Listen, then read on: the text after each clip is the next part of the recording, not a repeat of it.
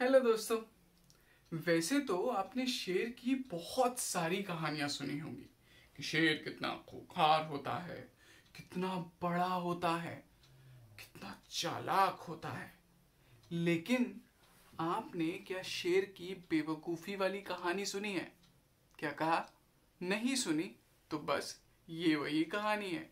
और अगर आपने सुनी हुई है तो भी ये कहानी सुनिए, पता तो चले क्या ये वही कहानी है या आपने कोई दूसरी कहानी सुनी हो।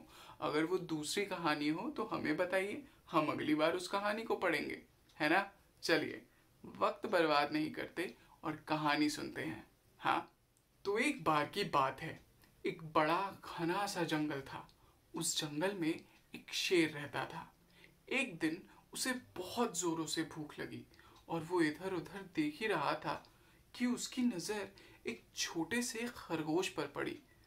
वो उस खरगोश को पकड़ने के लिए उछला, लेकिन खरगोश ने जैसे ही शेर को देखा वो भाग निकला। खरगोश को भागता देख शेर ने एक और लंबी छलांग लगाई और इस बार उसी खरगोश को पकड़ लिया।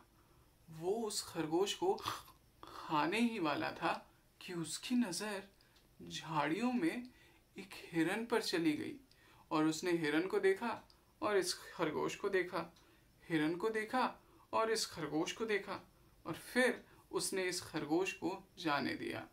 उस हिरन को पकड़ने के चक्कर में वो धीरे धीरे दबे पांव उस झाड़ी की ओर बढ़ा और जैसे ही उसे मौका मिला वो जोरदार छलांग लगाकर उस पे उछला।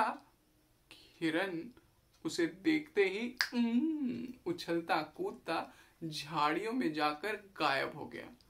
बेचारा शेर 3 लंबी लंबी और ताकतवर छलांग लगाकर बड़ा थक चुका था। अब शिकार कहाँ से करता।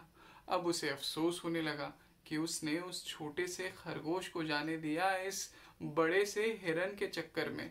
वो तो गया ही, ये भी भाग निकला।